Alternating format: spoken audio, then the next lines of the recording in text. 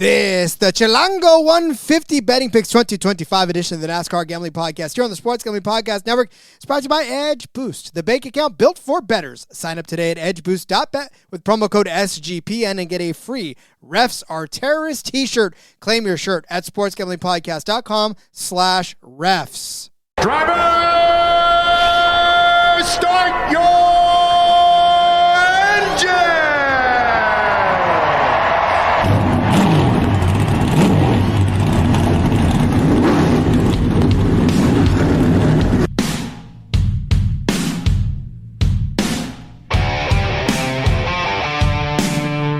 Strap in and pull those belts up tight as the Sports Gambling Podcast Network presents the NASCAR Gambling Podcast. I'm just gonna put my foot on the floor and I'm not lifting till I see God or a checkered flag.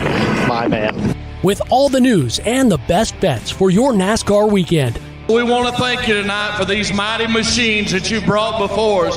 Thank you for the Dodges and the Toyotas. Thank you for the Fords. Lord, I want to thank you for my smoking hot wife tonight, Lisa. In Jesus' name, boogity, boogity, boogity. Now, here are your hosts, Rod Villagomez and Cody Zeeb.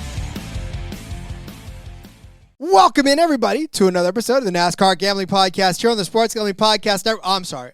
For those of you who miss my Spanish rendition, hola y bienvenidos a the NASCAR Gambling Podcast. Yes, thank you very much. We are here today, of course, to talk about the Xfinity Series race in Mexico City. King already spreading the love in the chat already. We love you too, Rod. I mean, did I say I love you? I don't know. He's Cody Zeeb. I'm Rod Villagomez. I love you all. Hi, Cody. Hi, Rod. King might be maybe just tune out for a few and then tune back in a little bit. That's all I got to say. You know, it's funny because what I love most about this show, what I love most about this entire family that we have built around the NASCAR Gambling Podcast is that there are about as many inside jokes as there are in any family gathering, right? If you walk into your abuela's birthday or, whatever, like all your cousins and you have inside jokes. That's how it feels like with this entire family. So King already loves me, yes. And he has not even one bet into this thing. He knows what's coming, Rod. And yes, there's going to be some anti-Gibbs talk. There's going to be some pro-Gibbs talk. I'll let you figure out which side each will come from. Well, what did I say in the Discord earlier today, right? Between the Hosavarians, I think we've now named them the Giblets, not the Gibites, but the Giblets, and the Legians. Then yes. We're an entire cult now. We're not just a NASCAR family. We're a NASCAR cult, and that's fine by me. Well, King says he's just here for your daily Ty slander, so it'll all be good. Well, like I said, and I've said this several times before, people listen to Howard Stern to see what he's going to say, and the people that hate Howard Stern listen to him to say what he's going to. Now, am I Howard Stern? Hell to the no. But people still listen for what I say against Ty Gibbs on this show, so love it. Yes, Cody, so we are here to talk about the Xfinity Series at the Autódromo Hermanos Rodríguez at the Mexico City track. But there's actually some big stuff happening over the last couple of hours here that have shaken up the entire thing, Cody, and not the least of which is a gigantic schedule change. Yeah, so international travel, not easy, right? F1 hasn't figured out. They do a pretty good job, but they do it every week. Not every week because they don't race every week, but they do it throughout, it's a regular thing. NASCAR has not raced internationally in the Cup Series since 98. And they've done some stuff in the lower series with Canada more recently. They haven't been to Mexico in a while. So trying to figure all this out has been an issue. Logistics nightmare rather. Then they had some issues with some planes today. So NASCAR had chartered a bunch of planes specifically to bring drivers, crew members, all that stuff to Mexico. But there was an issue with a couple of the planes. They had some problems, smoke, whatnot. And they've been having issues. It's not just go grab another airplane and take it because it has to be cleared to fly to Mexico and all the hoops you have to jump through for all that stuff. So having trouble getting everybody there, essentially. So NASCAR's moved stuff around, shifted things so that nobody is being left out, especially because it's a NASCAR thing, right? This isn't just on the teams. They didn't have a problem getting from North Carolina to Michigan. Well, sucks for you. Figure it out. It's different in this light, right? So they've moved all Xfinity stuff, which is what we're here to talk about today, to Saturday. There was going to be practice on Friday. Now it's going to be boom, boom, boom. 11:05 a.m. practice time. So let's see. These are, was this Eastern time or Central time? All times Eastern. Okay. So 11:05 Eastern time practice a.m. Saturday, right into a 12:10 qualifying session. Not going to be odds between those two things. And then less than 2 hours later, 2:05. That's the Cup qualifying. 4:30 is the race. So you have 4 hours and 20 minutes between qualifying and the race to get different bets in once again. But changed all that. And then as far as tomorrow goes, they have moved the NASCAR Cup Series practice. I think it was supposed to be at like noon. It's now going to be at 4:05 practice time. Might be interesting with our DFS show, Rod. We'll have to figure that out. For the first Cup practice, and the second Cup practice will then be at 5:30 Eastern time. And then they shifted some stuff around on Saturday as well to accommodate. So, yeah, a lot of schedule changes. They're just trying to figure it all out, right? Nothing's easy when it comes to international stuff, and they're doing the best. Yeah, again, it's just and then with weather being a factor as well, there's all kinds of crazy stuff going on there too. But what's not hard to figure out is where to get all your free picks and podcasts for the Stanley Cup, College Basketball World Series, and NBA Finals. Get all of that on the SGPN app. Get it wherever you get your apps. Yeah, again, there's a whole bunch of craziness that's surrounding the schedule, so we'll keep an eye on that. I don't know how much that'll have to do with anything other than just when we run the races. One thing's for certain, though, Cody. Somebody that will not be in Mexico City, young Denny Hamlin. Yes, last week's winner, Denny Hamlin, will not be racing this weekend in Mexico. Jordan did have her baby. Her and Denny's son was born healthy. Everybody's doing well. But in Denny's statement, we're happy to announce the birth of our son. Everyone is doing well. My main priority is to be here at home for Jordan and our family over the next few days as she's able to go home. We transition to life as a family of 5. Couple of things. They had said if it wasn't born by Thursday when he had to leave, he wasn't going to be able to go. We don't know. Was the baby born Wednesday night? Was it just born this morning? Was it born early this afternoon? And so whatever it is, my guess is he was probably never planning to attend this weekend. Best guess. But he is not going to attend. So again, the NASCAR previously stated that the medical waiver covers birth of a child, so that should not be an issue. He's already locked into the playoffs with 3 wins, so they'll apply for that waiver. Probably wasn't going to do much of Mexico this weekend anyways. Ryan Truex, Martin Truex Jr.'s younger brother, will step into the car, Rod. Has not started a Cup Series race since 2014. It's been a while, but he is the sim driver for Gibbs, which means he does a lot of work in their simulators, helps with setups, does a bunch of stuff behind the scenes. So while he's not physically been inside of a Cup car in a Cup race, he has done a lot of work with the simulators and all that stuff. So he'll be fairly prepared. I saw some of the books still have Denny listed, but I was looking around. I saw 45-1, I think, for Ryan Truex. Not going to be interested in him at that number. Right next to a guy like Ryan Blaney. Why would you even consider Truex in that? But, it's great. Good opportunity for Ryan. We've not seen him in any Xfinity rides this year, which was kind of unfortunate. We were hoping to see some of that. But great opportunity for him to jump in the 11 car this weekend and give Denny that time to be at home, reset, enjoy the new baby and be with his family. Yeah, you and I are both dads, and we both know that there's no way on God's green earth, if it was in our power, to miss the birth of a child. That's a huge momentous occasion that I don't care who you are. Like, I don't ever begrudge anybody for wanting to be there for the birth of their child. So I can't fault him for that. And let's face it, Ryan. Let's face it, Cody. There's no way Ryan Truex. Denny wasn't going to do much. I don't see Ryan doing a whole hell of a lot more on this track either. Well, and King saying now Herb still have some company in the back, but think about it too, right? We did talk about a couple of top Toyota bets yesterday. You are taking Denny Hamlin out. While we don't consider him a great, road course guy, he does have 700 plus Cup Series starts, 57 Cup Series wins. Like, you're taking all of that out of this race now. One less Toyota to kind of compete with. Ryan's not going to be what Denny is. So you like that for that Ty Gibbs top Toyota we talked about yesterday, Rob? Well, you like that for Ty Gibbs Top Toyota. I'm not sure I'm legally obliged to do that, but all right. But yes, we are here for the Xfinity race. It is the Chilango 150, which, by the way, is what Mexico City residents refer to themselves as. So that's just so you know, a little more. The more you know.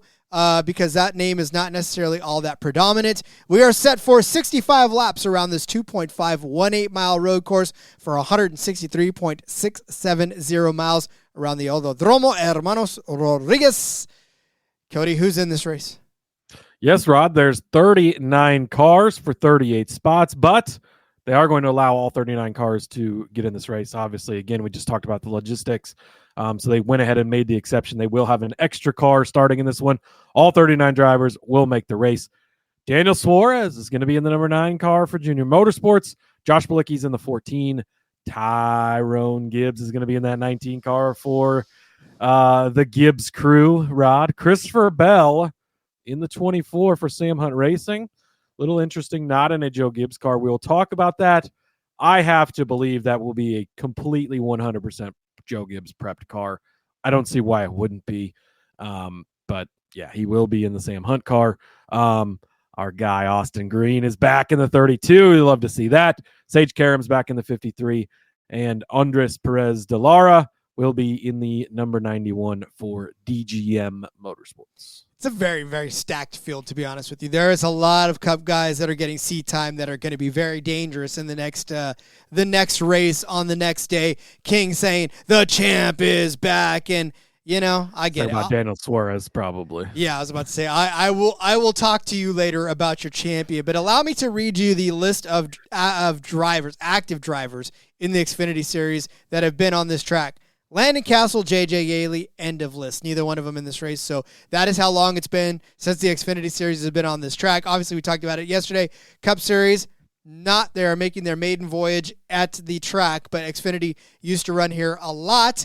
But nobody here has been able to run a lap on this in the Xfinity Series. So there are going to be a lot of green drivers on this track. And honestly, Cody, I mean, this is one of those instances where it doesn't matter whether you're a Cup driver or you're an Xfinity driver. Everybody's seeing this through fresh eyes right now.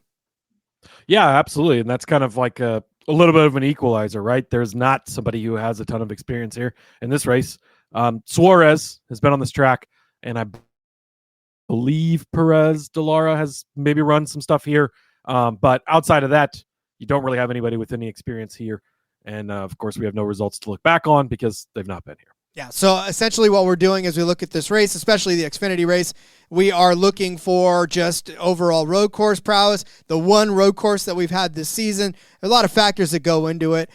King is Holy surprised. Shit, Rod. Uh-oh. Hit the breaking news alert. Whoa. Hold on. Whoa. What? Oh, I'm sorry. You wanted me to read it. I didn't know. I don't know. I was speechless, Rod. 1K subscribers. We just hit it. Let's fucking go. We've made it. We've officially reached it. I believe this means now that we are going to have a contest. We were going to have the contest either way, but we had to hit the 1K number. We did it. Thank you guys. Nico, appreciate everybody subscribing. Let's go, Nico. Thanks for breaking. I had not seen that yet. I must have just clicked over here recently. So that's pretty great. That's the big number that they always want you to reach, and all the fun stuff should be unlocked now, Rod. And we did it before the DFS episode, too. That's what makes me so thrilled about everything. King, sorry, I wanted to give you your props. Surprised no one got in the 1700 car, Byron or Larson. But here's the thing. There's already 39 cars. It would be difficult for them to try to make an exception for 40. Yeah. I mean, if you're going to let 39, why wouldn't you let 40? I think the issue with that is, and probably why we're seeing Bell race the Sam Hunt car instead of a Joe Gibbs car. Hendrick already is bringing 4 Cup Series teams across the border from North Carolina to Mexico, all of the stuff that goes into all of that. Then if you were to add the additional 5th team on there, how many bodies and parts and stuff are you pulling over?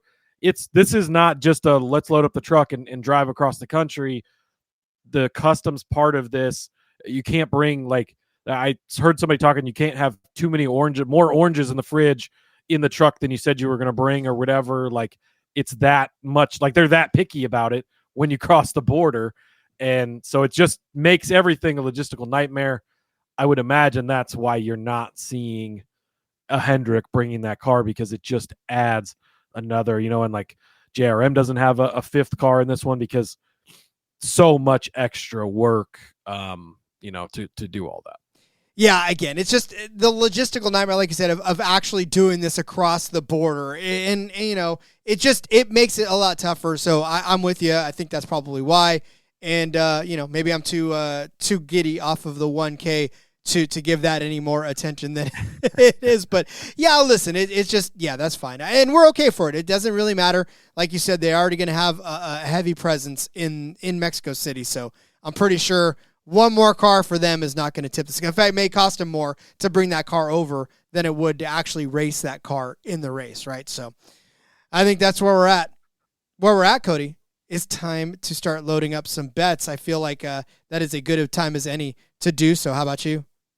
Agreed. Let's do it. All right, let's do it. But before we do, I want to tell you about our friends over at Edge Boost. Edge Boost is the first ever bank account built for bettors, ensuring all gambling transactions are approved. There's no usage fees. There's no minimums. You earn cashback rewards. You get 100% approval for all betting deposits. And if you sign up today at edgeboost.bet with promo code SGPN, you're going to get a Refs Are Terrorists t-shirt. Hurry up. This is the last week to sign up and get your chance to get that free Refs Are Terrorists t-shirts. Go to sportsgamblingpodcast.com/refs to claim your free t-shirt. And again, like I said, for the listeners of our show, make sure you kind of message the bosses here a little bit and say, hey, can I get a free Race Officials or Terrorist t-shirt? I know that is more up your alley. So make sure you go to sportsgamblingpodcast.com/refs to get your opportunity to get your fill.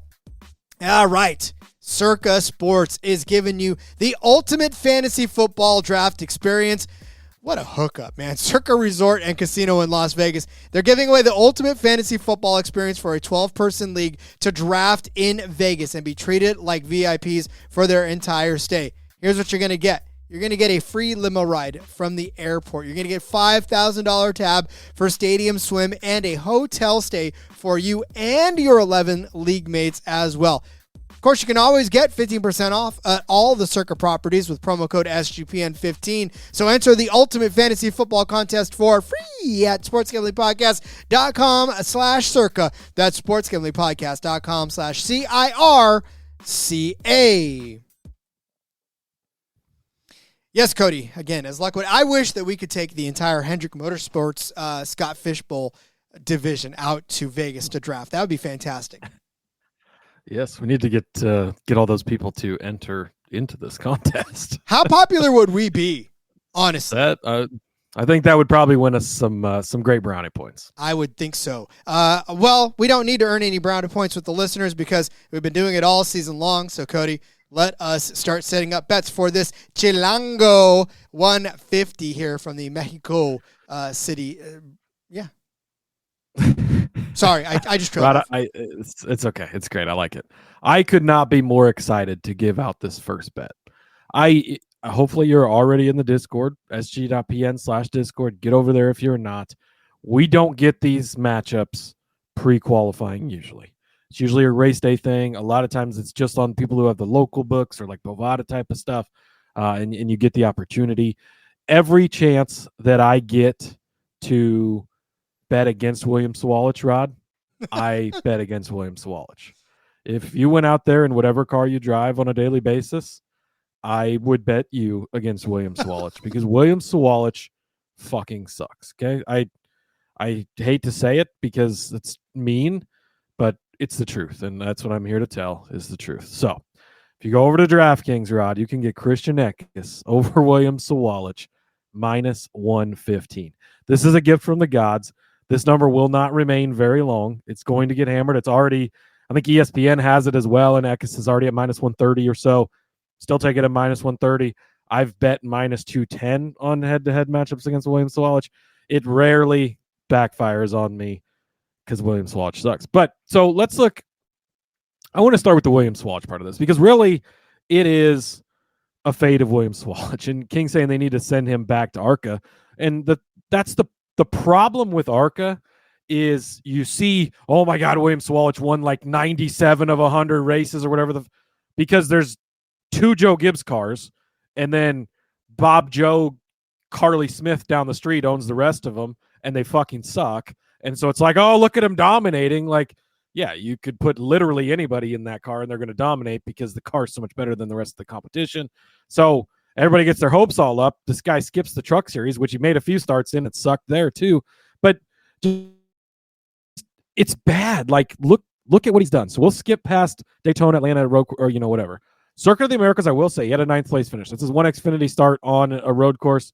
Props to him for that. But 13th at Phoenix, 38th at Vegas, 24th at Miami, 27th at Martinsville, 35th at Darlington, 34th at Bristol, 25th at Rockingham, 37th at Dega, 13th at Texas, 15th at Charlotte, 35th at Nashville. This is in a Joe Gibbs regular car. Like, we see these Joe Gibbs cars be fast, and he's not. This isn't like, oh, he's looking good, he's doing well.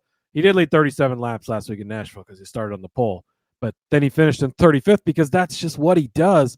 And he's not any good, Rod. But then you look at a guy like Christian Eckes that he's matched up against. One career start on a road course. That was at Coda earlier this year where we've been, right? And it doesn't matter that Swalwich finished 9th because he finished better than him. He finished in 5th place. I know you've got some points on Eckes as well, but you have to go back and look at his Truck Series time because we don't have any other Xfinity stuff to look at. But he's been a good road course racer. They only had one race last year on a road course. It was Coda. 8th place finish. Good, solid run for Christian Eckes there. So you go back to the season before, Mid-Ohio, 3rd place finish. Coda, it was a little bit of a rough day, had a 30th place finish there. But he's had some strong runs on road courses. Again, they don't go to a ton, but another 5th place at Mid-Ohio back in 2022. Another 6th place finish at Coda back in 2022 as well. So the chances that he's gotten to run on road courses, he's been good. And you're matching him up with against a guy that consistently runs like shit and just he's so bad and good equipment. And it's, I mean, like we were poking a little bit of fun at Catherine Legg yesterday. She doesn't have a chance because she's not in a good car. William Swalwich is in the fastest cars out there, and he sucks every single week. I would take any driver in the entire field matched up against Swalwich week in and week out. And I take every single matchup I ever see against him. And more times than not, it works out. I would definitely take Danica Patrick over Swalwich. I would take anybody because he sucks. And maybe he figures it out someday. Obviously, Toyota's like way behind him. Gibbs is behind him. You can't get Corey Heim in a Gibbs Xfinity car ever, somehow, miraculously. And William Swalwich gets in the car. That's the part of stuff that I will never understand. Why a sponsor would look at William Swalwich and look at Corey Heim and say, fuck off, guy, you're great at racing. I'd rather sponsor this guy who sucks ass. But that's what they do. I don't know. Fade William Swalwich. It's the best advice I could ever give you. Well, listen, I'm going to pile on the fading the JGR equipment in this one because there's another JGR driver that I'm going to fade in this particular race. King, earmuffs. Any of you Gibbites or Giblets or however you want to refer to yourself, now is the time to mute or skip ahead about 2 or 3 minutes but if you don't want to hear what I'm about to say. This is a purely 1,000% gut handicap, and that is Daniel Suarez over, you guessed it, Ty Gibbs, plus 110 over on Caesars. But before you go boycotting me for hating Ty Gibbs, tell me, other than that fantastic finish that he had last week, what else do you have to hang your head on?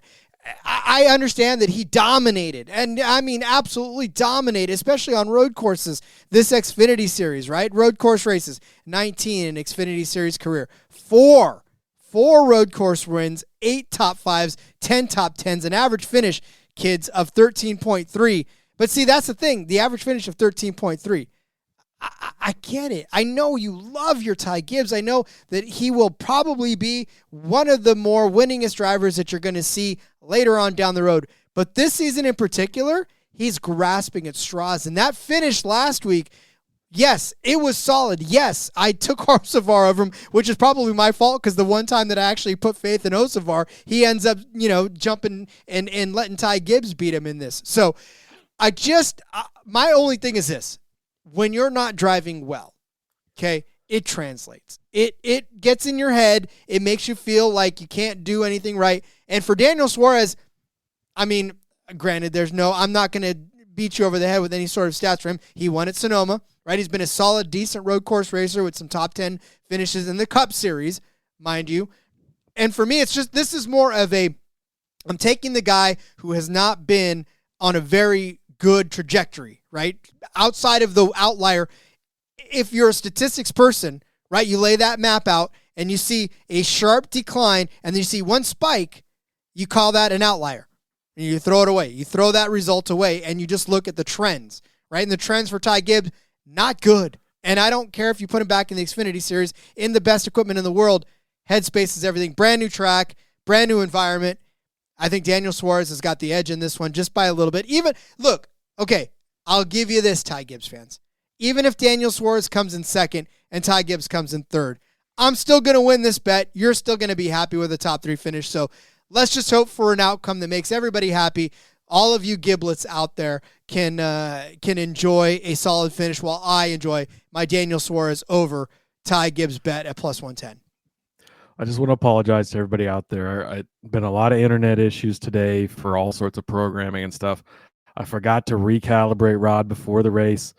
He forgot this is the Xfinity Series, not the Cup Series. You're talking about one of the greatest road course racers in Xfinity Series history, Rod. Like King says, fading Ty Gibbs at a road course, certainly a choice. Fading Ty Gibbs at a road course in the Xfinity Series, that is the thing. King wants to point out that last time he was in Xfinity, he smoked the field until the last Xfinity starts in May or wrecked him. But hold on, but see, here's the thing. Smoked the entire field. Where did he finish? Did he finish better than some of these guys that you would have taken over? I love that you guys are like, this guy was so fast. Carson Hocevar is the fastest guy on the track. He's the fastest guy every week. He almost won the Coke 600, Rob. Almost. Does almost cash your tickets? No, sir, they do not. Yeah, I'll be honest. I wanted to bet on Gibbs in this race in some way, shape, or form. I couldn't find a great way, so he didn't make the card. I'll certainly be playing him in Xfinity DFS. And King doesn't give a fuck about your opinion, right? And so that's you know what? I am 1,000%. I don't care. It doesn't matter to me. This comment popped up as you started to go into this, and Trampled by Squirtle said, I typed that just before you said it. How perfect. But it says, hey, boys, tuning in late, but great to be here. Is it wrong to think Jesse Love being plus money for a top 10 is bananas? Bummed I won't hear Rod talk about Hocevar or Gibbs tonight. Wrong you were, my friend. Wrong you were. Squirtles. There'll be some love talk in a little bit. So we'll put that on the back burner and revisit here in a little bit. All right, Rod, we ready to move on to the next bets? I think everybody else is. I think so. All right, we're going to go back to Austin Green, my guy. Love betting on Austin Green. He's made us some money in the Xfinity Series. If you don't know, son of David Green, who actually was on the Dale Jr. Download this week, is this week's guest. But Austin Green's kind of been a little bit of a road course ringer, essentially. Coming down in the Jordan Anderson cars, making starts on these. And last year, Roddy made his first career start at Coda early in the year. We were all excited. This was pre-top 10 days. We only had top 5s. We took his top 5, was like 40-1 or something. 7th place finish. It was so close. We were so excited. But he went on to catch that at Sonoma 2 road courses later, rather, with a 4th place finish. So 7th at Coda, 15th at Portland, but then 4th at Sonoma. Had a 10th at the street course, if you want to count that for anything. 11th at Watkins Glen. But the point is, very consistent in these starts. Bad day at the Roval. You mentioned yesterday you don't like comparing the Roval as much. Did have a little bit of a rough day at Coda earlier this season when he made the start there, finishing in 26th. But not too worried about that. I'm going to take him top 10 plus 450. You can get that over on ESPN. And then also Group B over on both 365 and Hard Rock. They actually have the same group, same number, so they must use the same service to set a lot of their lines. But so if you've got 365 access or you got Hard Rock access, this group's on both. I'm going to take Austin Green at plus 260 over, sadly, my guy Brandon Jones, Rod, along with Nick Sanchez and Austin, or is it Alex LeBay? Not Austin LeBay, whoops. But yeah, I don't have a ton to say about those guys, but I just love betting on Austin Green, and he's been great on road courses so far. We've been betting on him every time. It's been kind of successful so far. Going to keep running with it. And plus 450 for a top 10 for a guy that, you know, last year in these road course starts, in his first 3 starts, had 3 top 15s. Then you go to Chicago where he's 10th. Then you go to Watkins Glen where he's 11th. he's been in and around the top 10. And that's really, like, he only made a couple other starts last year. The only other starts he made was Bristol and Miami. And then this year he's got 3 starts. So, one was Coda, and then made a couple of appearances Rockingham and Las Vegas. But he is more so a road course guy. He was doing TA2 stuff before and whatnot before kind of getting in this Xfinity Series opportunity. So Austin Green's a guy that I love and going to keep betting on him every chance we get when he's on a road course in the Xfinity Series. Yeah, and he's an interesting one, too, because obviously we don't get a lot of chances to talk about him. And when we do, he's usually paid off in the situations that we've needed him to pay off in. So I do love this bet, and I do love the fact that you can get him over guys like Sanchez and LeBay. I mean, again, it's Jones is the one wild card in this, but I'm more confident that a guy like Austin Green, because we talked about him, too, what was it, a couple of weeks ago or a couple of seasons ago, too, where he was just running around the front with these guys in the road course races. So I definitely love that as well. All right, well, we talked a little bit about earlier. You talked about Christian Eckes over Sawalich. Well, I'm going to just take him straight as a top 10 car. I love the number for him here at plus 120.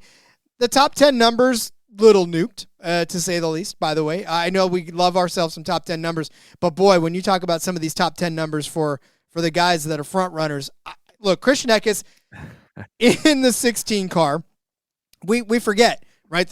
We don't forget. We don't forget that 16 car was piloted by AJ Allmendinger back in the day, who, by the way, was the most prolific Xfinity Series road course driver ever. Right? He's the guy who won the most road courses, been the guy that's been dominant on road course races, and now he's driving that same 16 car. What's AJ Allmendinger doing these days? What team does he race for?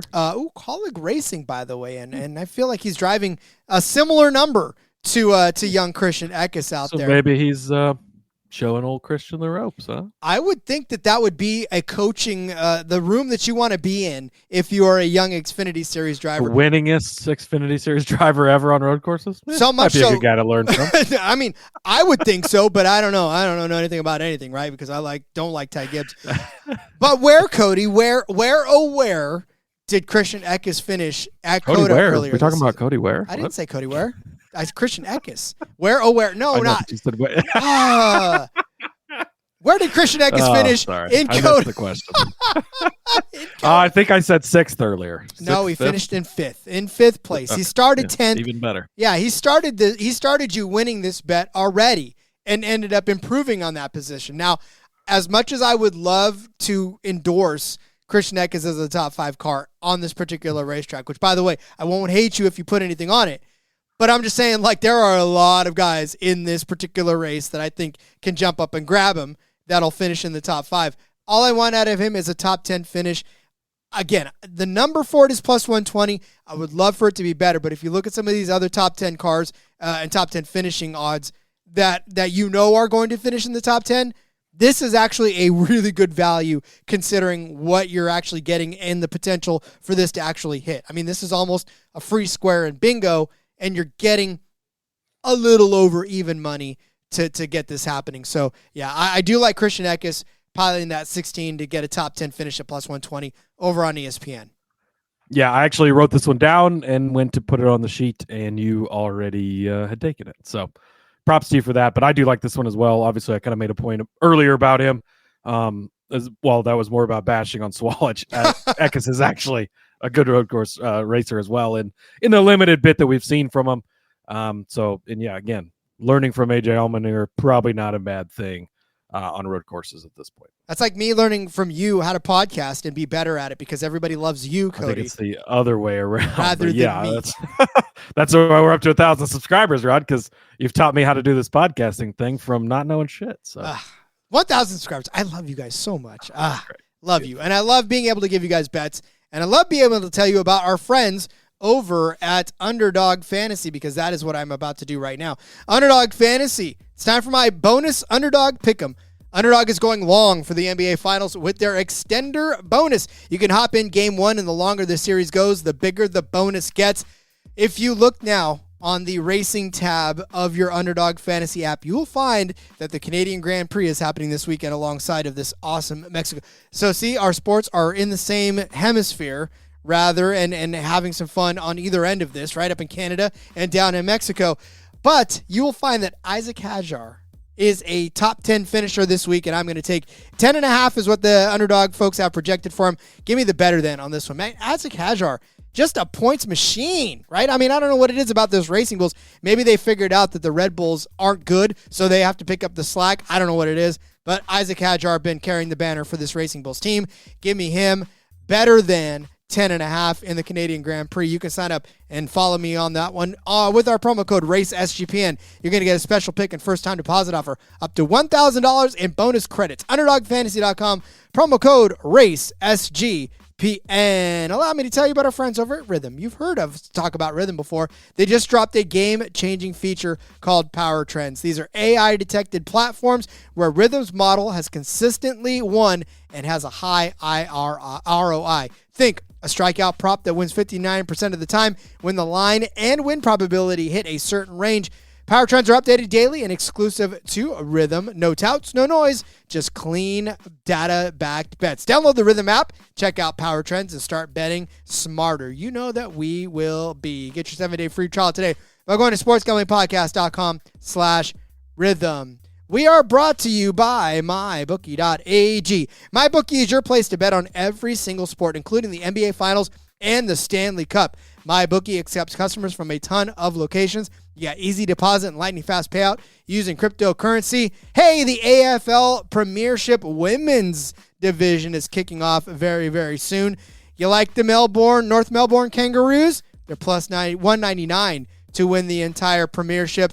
The Adelaide Crows, 5-1. How about some Brisbane Lions action to 5-1 as long? You want Geelong Cats? They are 9-1. How about my favorite Carlton Blues at 80-1 to win the women's premiership? It's all right there for you at mybookie.ag. Head to mybookie.ag, promo code SGPN for a 100% deposit match up to $1,000. Terms and conditions apply. That's mybookie.ag, promo code SGPN. As much as I love the men's AFL, Aussie Rules football, 1,000% love the women's too. Those, man, if you've never watched, first of all, a male AFL game, watch that. But boy, watch yourself a female game because those ladies are just fierce. Fun to watch. Nico will back you up, Rod. Go the Brisbane Lions. Thank you, Nico. There you go. Love you to death. Nico's a fan. Somebody that I, by the way, trampled by squirrels, saying, hey, congrats on the 1K. Well-deserved. Favorite NASCAR podcast. Thank you very much. That's high praise. We will take it. Appreciate it. And Nico's going to the game tomorrow. Look at that. Oh. We tie it all in here, Rod. Look at that. I'm so jealous of Nico. You know he's going to be posting the pictures in the Discord from his seats. Yes. Share some pictures in the Discord. We always love to see those. All right, Rod, I want to see pictures of these tickets when they cash. Ryan Sieg, top 10. This is not a misprint. Plus 950. The top of the board is not great in the Xfinity Series for the top 10. But plus 950 for Ryan Sieg. Is Ryan Sieg a super great road course racer? No, I wouldn't say that he is. But he's a veteran of the sport. He's been around a long time. He's been doing this. And he's not bad. He's decent, right? He can keep you in the race. He can be smart. He can make the right decisions and end up with a solid finish at the end of the day at almost 10-1 for a top 10. That's exactly what you're looking for. 19th at Coda earlier this season to open the year. So not a top 10, but you're only 9 spots out of there. Again, we know how crazy these races can be. The weather's been insane so far. We'll see what it ends up shaking out like on Saturday, but 17th at the Roval in the fall. Again, you're not too far outside of the top 10. 22nd at the Glen, all right, could have been a little bit better. 16th at Chicago. Again, I don't like to count that as much, but we'll toss it out there. 20th at Sonoma, 14th at Portland. So there you go. You're getting a little bit closer, getting real close, right? Coda, 14th there last year as well. We do have, earlier when we were talking about Swalech, Eckes, not much to look at because they haven't started many races, but in Xfinity, there is a lot of road courses each year that we can look at. Go back to the Roval in 2023. 13th place finish at the Roval there by Sieg. 21st at Watkins Glen. Rough day at the Indy Road Course. But 13th at Road America. So close to these top 10 finishes. Another 23rd place finish at Coda as well. So not consistently finishing in the top 10, and I didn't mention any top 10s there, but consistently finishing in that top 20 range, right? And at 10-1, if you're getting me in the top 20 fairly consistently, doesn't take that much more to get up inside that top 10. Maybe we have some crazy stuff. We've seen these overtimes on road courses, Rod. That's where all bets are off, or maybe in this case, the bet's on, right? Because that's when things get wild. You get crazy, you go from first to 36 real fast because most people are on the lead lap by the end of those types of races and whatnot. So, Ryan Sieg, way too good of a driver, even on a road course where he's not as good, to be at plus 950 for a top 10 finish. Well, and again, with Ryan Sieg, I do love that because he's always got the speed in the car, and the finishes aren't always there. But Rod, you said Ty Gibbs, the speed in the yeah, whatever. I don't care. That's because it's Ty Gibbs. But no, Ryan Sieg for a top 10. We're talking about if Ty Gibbs, you give me the top 10 and give me a decent number, I take that. Right? That's not a dumb bet that's a dumb bet to pass up because you know that Ty Gibbs, especially in the Xfinity Series, probably will be a top 10, probably be a top 5. But find me decent enough odds to bet it. That's the thing we're talking about, right? We're not talking about whether or not he's capable of doing it. Yeah, of course he's capable of doing it. I'm not stupid. I just don't like the guy. Like, I get it, but I'm just not there to bet him. Anyways, long story short, Ryan Sieg, I like that at that number. But you talk about guys who are just, can't really finish what's going on. How about Carson Kvapil? Lest we forget that at COTA earlier this season, Carson Kvapil started 5th, was battling his teammate Connor Zilisch in that last stage when on a restart, Connor Zilisch, pushed him out of the way.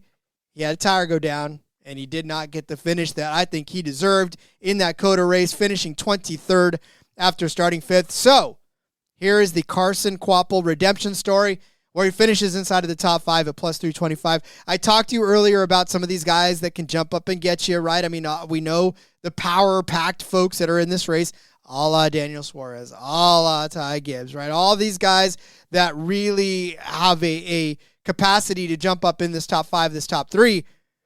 But these JRM cars do too, right? We've got to talk about Zilisch. Zilisch is like minus $6 million to finish inside anywhere worthwhile, right? I mean, the books have Connor Zilisch so heavily juiced. Like, I swear to God, they're from Florida, and they're just squeezing every orange in the state. Yeah. We'll address that when we get to the outrights. Minus 110 to win the race. I'm sorry. I understand, but I don't at the same time. Like, this is a brand new track for almost everybody on this track, right? I mean, everybody that's going to be taking this green flag will be taking it for the first time in this configuration on this particular track. So, yeah, all things being equal, I think Connor Zilisch can still find his way to a top 5 finish at least, and at just over 3-1 at plus 325. Caesars is giving you a fantastic reason to jump on this because he is talented enough. We know this, right? All his teammate needs to do is not push him out of the way and cause a flat tire in his car. And we're looking at Connor Zilisch possibly, or Carson Kvapil possibly being a top 3, if not a winning car at COTA earlier this season. Now, granted, he doesn't have the track history, even in the truck series. He doesn't have road course experience past COTA, but he's a solid race car driver in solid equipment. Top 5 for him is not out of the question. Yeah, it was a hell of a showing for being, I think that might have been his first road course start of any kind. I don't he's a late model guy at short tracks. I don't know that he's done much. And that's why we faded him, Cody. That's why we talked about the fact that we couldn't really trust Kvapil back then. Yeah. And if you look at the result, not great, obviously, which is the only thing that matters if you ask Rod a little bit ago. But no, to your point of he clearly can do it, and he's just a super talented kid, and these JRM cars are good. No argument for me on this one. I like it. Good, because I was going to cry if you didn't like my Kvapil love. But all right, Cody, where we go next? Well, I found another top 10, also a plus 950 rather, that I like, and it is Parker Retzlaff, Rod. Top 10 plus 950. So I know he's not in the Jordan Anderson 31 car anymore. That's where he was at before. It's the number 4 car now for Alpha Prime.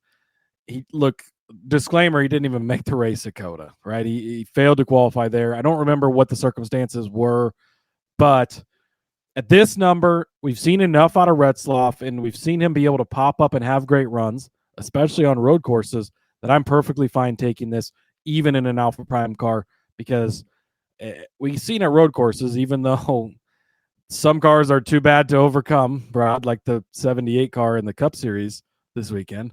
It's going to be too bad of a car to overcome what's going on there. But Retzlaff can certainly get this done in this car. Charlotte Road Course, Roval, rather, at the end of last year, a 12th place finish there. 14th place finish at Watkins Glen.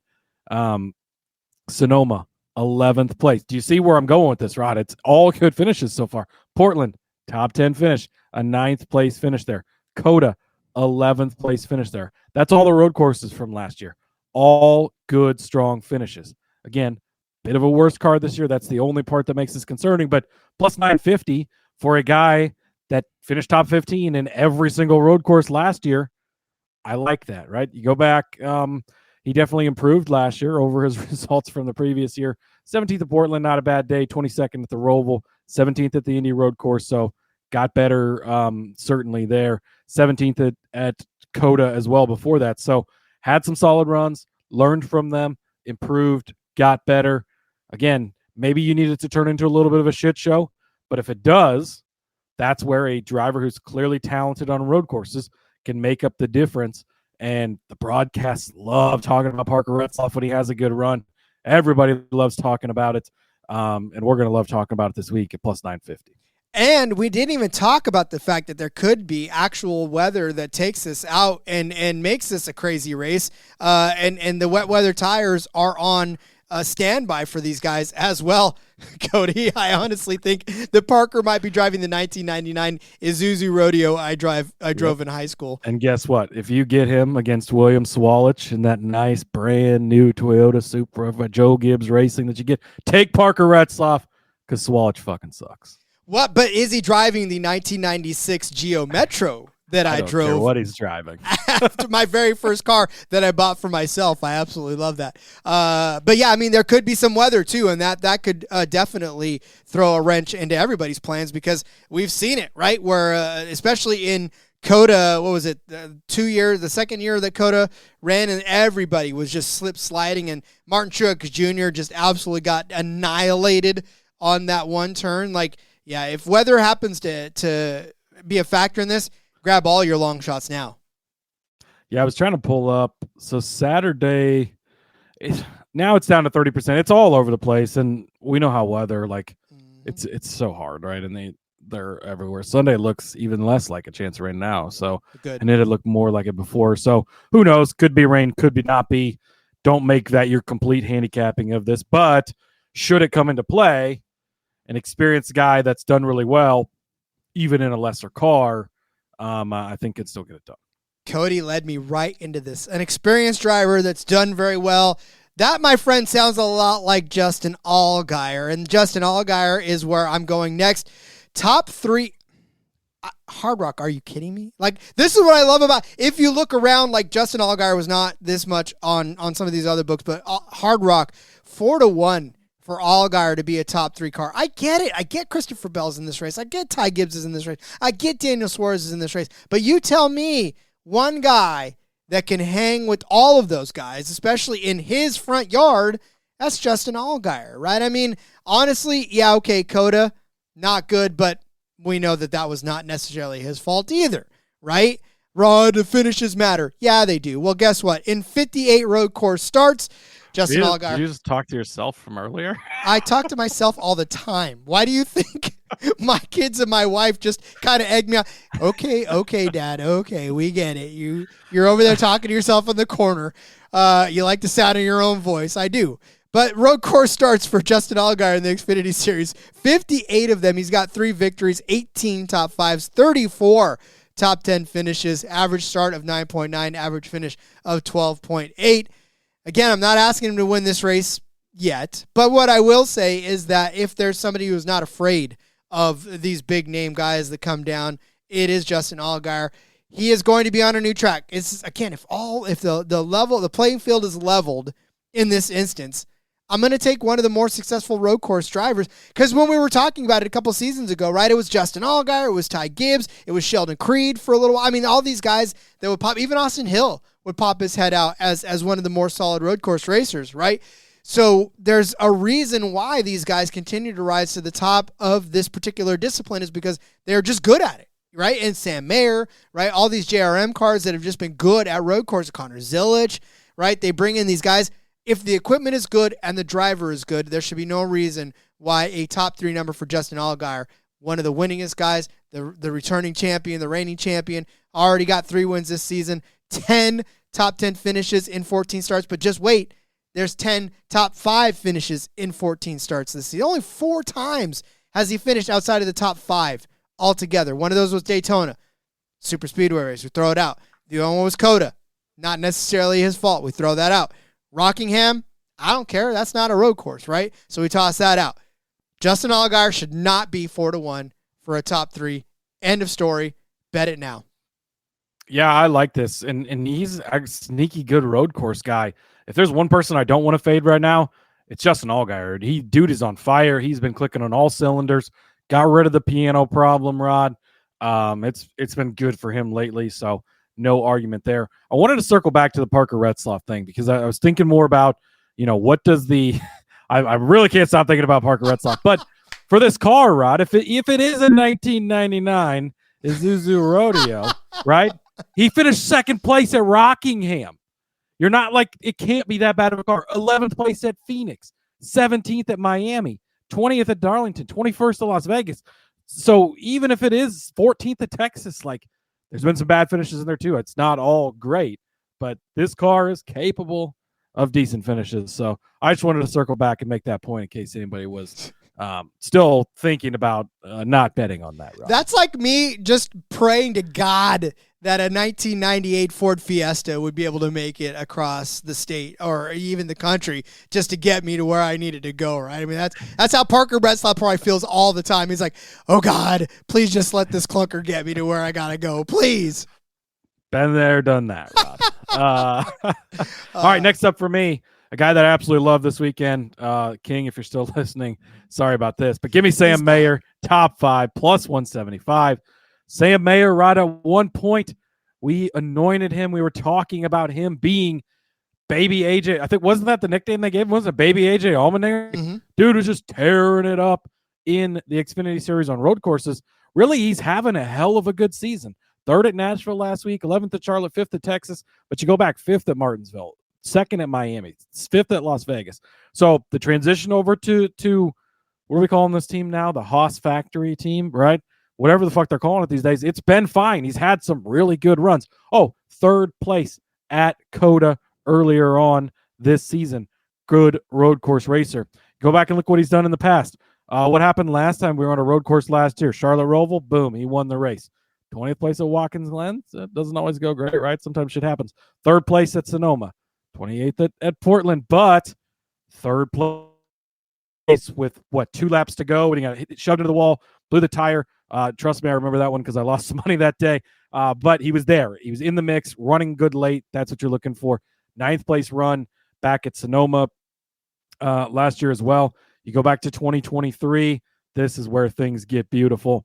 Won the Charlotte road course. 3rd place finish at Portland. He won at Watkins Glen. Won at Road America. 2nd place at the Indianapolis road course. Ty Gibbs is in this race. Justin Allgaier is tearing it up right now. Christopher Bell's in this race. Daniel Suarez is in this race. Those guys can win, fine, whatever. All you have to do is get a top 5 finish out of one of, if not the best road course racer in the Xfinity Series. Okay, maybe Zilic could take that title, but almost 2-1 for a top 5. This might be my favorite bet. Well, okay, it's not my favorite bet because you can fade Swalich. After fading Swalich, this is my favorite bet on the board. Sam Mayer, top 5 at plus 175. They are not respecting how fucking good he's been. And he's not, and we'll get to his outright in a minute because there's way disrespecting him there. He's been great on road courses and he's not getting the respect. And it's not like he's gone to an Isuzu team.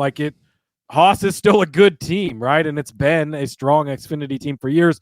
And they've not really skipped a beat. I mean, Mayer and Creed have both had good seasons so far. Maybe not in victory lane like they want to be. Probably should have expected that with Creed, but with Mayer getting there. But it's been great run so far this season, and he's an amazing road course guy. 1 for 1 finishing in the top 5 this year in that new ride.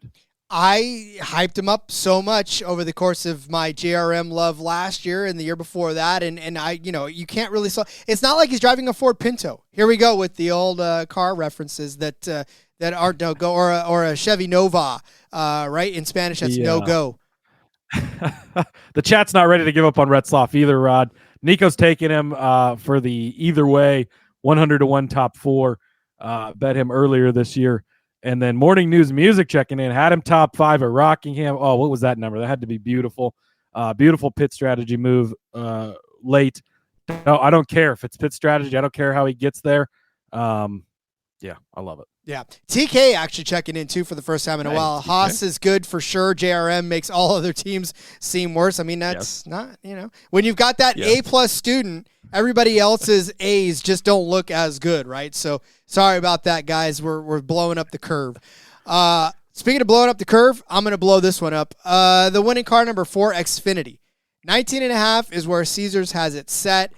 I'm going to take this is the Brandon Jones line. I know that we always call out the driver who separates this, but yeah, we chuckle because no one really gives a rat's ass about it. But plus 110 for the underside of this. And honestly, I understand that, you get Brandon Jones, you get Austin Hill, you get Christopher Bell.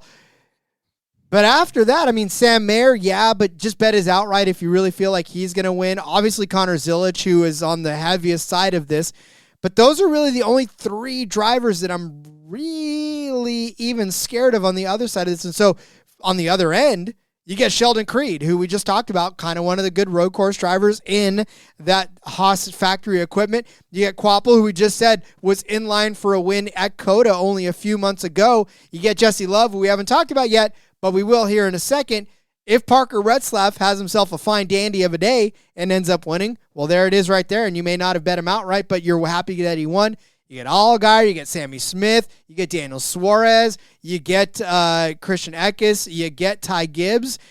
I mean, there's really no downside to taking the under, especially at plus money, right? Plus 110 for the under 19.5. I just read off 7 drivers with a solid case to win this race. How many did I read off on the other side of that? 3? Okay, fine. Crack your unit around, in thirds and sprinkle it across the 3 drivers that really have a shot at winning. Just not Connor Zilich, I guess, at minus 110. Unless you're into pain, at which point, go ahead. But, I feel like there's way more value, if we can use that word, on the other end of this 19.5 than there is on the overside of it. I will tell you more about the type of pain that I'm into here in a little bit, Rod. Ooh, kinky. Well, then fine. Let's just jump right into it. Somebody's got to win this race, Cody, and we have our opinions on who's going to do so. Yeah, somebody's got to win this race. Look, Connor Zilich, minus 110, is the favorite. It's similar to the SVG conversation yesterday. Zilich is an amazing talent. I absolutely love this kid. He's one of the guys I am the highest on for. He's got a future in the Cup Series. And if he gets in the right car, he is going to be a great driver. I 100% believe that. He's been amazing in the Xfinity Series so far. Should he come out and win this race? Yes, he should. Despite the fact that Ty Gibbs is in this, despite the fact that Christopher Bell's in this, despite the fact that Daniel Suarez is in this, all these other drivers, he should be the best guy. I think that he should be the favorite, and I agree with that. Minus 110 on a circuit we've never been to, a lot of question marks. When you do have these Cup guys in here, I just can't. I can't take the bet, right? If you want to bet on it, not telling you not to, and he should be the winner, but there's just not much value in betting on that. I don't think. Somebody I think there's a lot of value in betting on, Christopher Bell, 8-1 over on ESPN, Rod, as low as 5-1 on some books. So I jump on this earlier rather than later, probably. I think the number's bigger because he's in the 24 car. Okay. But that we've seen Sam Hunt actually have some pretty good runs, and we've talked over the years. You kind of got to be careful in this equipment. But Corey Haim's come in here, had some great runs in this equipment. We've seen some guys have good runs. I haven't seen anything officially, but I've got to think JGR has helped prep this car. They're not sending one of their Cup Series superstars into a Sam Hunt car and just tossing him the keys and say, good luck, buddy. It's not happening. They have got their hand in this, so I like him. We haven't seen him on a road course in the Xfinity Series since 2019 when he ran full time back then. That's a long time ago. But just for reference, he won Road America, second at Mid-Ohio, second at Watkins Glen, I almost read off the Chicago result. That was the oval, not the street course. But I think those were the only ones that year. But good. We're 1 for 1 so far in the Cup Series, right? He won the race back at Coda earlier this year. And he really, was a guy that I wanted to talk about in the Cup Series pick show yesterday, but was hard to find a way to bet on him. He's the second favorite to SVG in the Cup Series, yet he's 8-1 in the lower series. Go back to the Roval, a second place finish there. 14th Watkins Glen, but again, that was kind of a shit show of a race. You look at some of the other stuff, 9th at Sonoma was decent, but again, that's the Cup Series results. Now you're going down to the Xfinity Series, second at Coda last year. He's a really good road course guy. Should not be at 8-1. I think you have to take Christopher Bell. I think you got to do it early. Sam Mayer, 14-1, Rod. Baby AJ Allmendinger. I just read all the stats for you. 14-1 is in-fucking-sane. You have to bet this before they get on the track on Saturday. He's going to look fast. They're going to drop this number. It will not be available after practice and qualifying. Get in on it.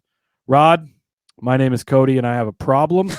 My problem is I can't stop fucking betting on Sheldon Creed. But at 30-1 for Sheldon Creed, Rod, how do I not bet on this? I know he's never won in the Xfinity Series. I am very, very well aware of this fact. But he's won in the Truck Series a ton before we know he's got it in him. This isn't a Daniel Hemrick thing where we didn't think he could win. This isn't, guys that just can't get it done. He can get it done. And he's been a decent road course guy, right? Not the greatest finish at Coda, rough at the Roval last year, but second place finish at Watkins Glen. That's the kind of stuff you like to see, right? Sonoma, second place finish. I know, you could read off most of the finishes in their second place. I get it, Rod. But to be that close, be that good on some of these road courses, he's got other races like that as well. But he's so close to getting there. We thought it was going to be, which one was it? I think it was, I feel like it was Portland. Was it Portland where it was like, oh, he's going to get it. And then there was a caution and it went to overtime and then he got shuffled out of it. But it was like he cleared everybody and you're like, oh my God. Caution flag. And it was like, oh, of course, because he's got to win eventually. If you keep getting this good of a driver and this good of a car, it's the same equipment that Sam Mayer's in. At this type of number, you have to bet on it. And I get that we've done it a lot and it's lost, but when it finally hits, it's going to feel good. Maybe this is the weekend, probably not, but you got to take it. And then we talked about Christian Eckes, Rod. Why not? At 80-1? Why not Christian Eckes? Why not? Why not Christian Eckes? That's all I got. I already talked about him earlier. You talked about him. I talked about him. We've gone into depth about it. AJ Allmendinger is his mentor. 80-1? Maybe some crazy shit happens. Why not? Yeah, and we've seen crazier happen all over the place, and we've seen Raja Karuth hit at 75-1, 80-1. I don't think this is a very bad bet at all because if that 16 car gets it figured out, he could definitely win this race. Obviously finished well in Coda, so yeah. Just think back to the Xfinity Series over the years and some of these crazy finishes, right? Sam Mayer of Portland, third place running there, gets hit into the wall. You go back to Gibbs and Byron a couple years ago, Watkins Glen, like just trading paint, slamming door. They both end up wrecking. You get some of these crazy finishes at the end of these things. You get Creed's about to win. Oh, then we get another overtime. He doesn't win. That's where these races end up getting crazy. The Mid-Ohio Truck Series race a couple years ago, it was raining. All kinds of crazy shit was going on. Wasn't that the one where Connor Moelsack cost us a ton of money because he blew a motor right there? But just go back and find the results of that race. It was crazy. And a guy like Eckes, who's just a good driver, he minds his P's and Q's. If you put yourself in the right place at the right time, you think he's going to be in the top 10 already, right? You're going to give me a car at the end that's going to be in the top 10. Some crazy shit happens. Now you got him 80-1. That's the type of reason you take those bets. Yep, he's 80-1 for a reason. You say it every single week, and you mean it every single week, and I get it. So love it. Love it, love it, love it. I know, again, but what about Ty Gibbs? Sorry, King. I love you, but not Ty Gibbs. All right. Somebody that should not be priced where he's at, Justin Allgaier, 18-1. What? All right, I'm moving on. It's Justin Allgaier, 18-1. Take him, right? 3 wins already this season. Take him. I get that one Cup Series driver depresses the value on some of these guys. 3 Cup Series driver depresses the value even more. Should not happen, especially with Justin Allgaier at 18-1. Not going to beat you over the head with him anymore. Just take that one before practice to qualifying. Don't even look back. All right, so we talked about Jesse Love, right? We talked about why not little love for love. Well, we're going to give him Jesse Love some love in this particular show because if you look at Jesse Love so far in his career on road courses, 6 starts on road courses, 3 top 10 finishes, doesn't really tell the full story on really Jesse Love because obviously earlier this season, a 6th place finish in COTA with all kinds of crazy stuff happening around him. He did lead 6 laps in this race, so this wasn't just him getting there through craziness. He strategied himself. He sped himself. He was actually a good enough car to be in 6th place and to finish in 6th place over the course of the race. So, and then you look at some of his results from last season. COTA, 6th place finish in the 2024 season. Portland was not good for him. He finished in 19th. 12th at Sonoma. I mean, you would have wanted a better day for him out of that. 5th at the Chicago street course. It's a street course. I don't care. But it's still pretty good on left and right turns. 8th place finish at Watkins Glen. So, again, right? Some solid top 10 finishes in his rookie season in the Xfinity Series. He's definitely improved on that with this year's COTA run. I think that him at 50-1 on BetMGM to win this race, that is a great stab. I will take that. Yeah, I like it. Antonio agrees with you. Sort of feeling Jesse Love, pretty good road course racer for those juicy. He says 40-1. Yeah, Rod found 50-1 over on MGM. So jump over there and get that number. I mean, what's there not to love about Jesse Love? I don't think we found one thing all season long not to love. And like, Jesse so Love. Just looking at these outrights we have here, again, approach this as if Zilich is probably going to be the guy that wins. But there is, because he is such a heavy fit, he's minus 110, and yet the guy who's got like 5 road course wins in the Xfinity Series is 14-1. That's the type of stuff that blows your mind. But Allgaier at that number, it's too good to pass up some of these guys because it's so depressed at the top. It really opens it up farther down the field. We see that hit plenty of times, especially think about the craziness we've seen in the Truck Series here lately. JDK, I know you're listening to this. I know you said you're not going to bet on the Xfinity Series. Yes, you are. We can't wait to see your card. And this is why, because it could be crazy shit at the end like this that helps us cash these. Indeed. All right, get out your pen and paper and your religious tomb of choice for all of you out there who are Giblets or Hosevarians or Legites. We're going to go over our bets for this Chilango 150 from Mexico City. Cody started you off with Christian Eckes over William Sawalich at minus 115 over on DraftKings. I said that Daniel Suarez, mi amigo, would finish better than Ty Gibbs, plus 110 over on Caesars. Cody gave you Austin Green as a top 10 car at plus 450 on ESPN. Also told you that he'd win Group B over on Bet365 and on Hard Rock at plus 260 over Brandon Jones, Nick Sanchez, and Alex Labay. I said that Christian Eckes would be a top 10 car at plus 120 over on ESPN. Cody gave you Ryan Sieg as a top 10 car at plus 950. Holy cow, go grab that. I gave you Carson Kvapil as a top 5 car at plus 325 over on Caesars. Cody gave you Parker Retzlaff as a top 10 car at plus 950. I said Justin Allgaier would be a top 3 car at 4-1 over on Hard Rock. Cody gave you Sam Mayer, top 5 car at plus 175. I gave you the winning car number under 19.5 at plus 110 over on Caesars. And Cody said Christopher Bell at 8-1. Sam Mayer, 14-1. Sheldon Creed, 30-1. And Christian Eckes at 80-1, all on ESPN as his outrights. Give me Justin Allgaier, 18-1 on ESPN. And Jesse Love at 50-1 over on BetMGM to win this race. Cody, we have successfully handicapped this Xfinity Series race. And now all we got to do is wait another day for everything to happen. That's right. I'm feeling pretty good about the Xfinity race here.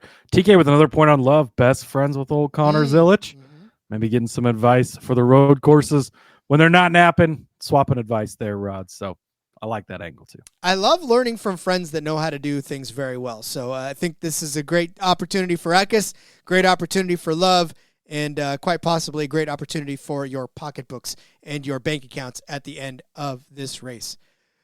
Well, Absolutely. Cody, that's what we're hoping for. So, Well, Rod, thanks to everybody. We made it to the 1,000 subscribers. Shout out to all of you.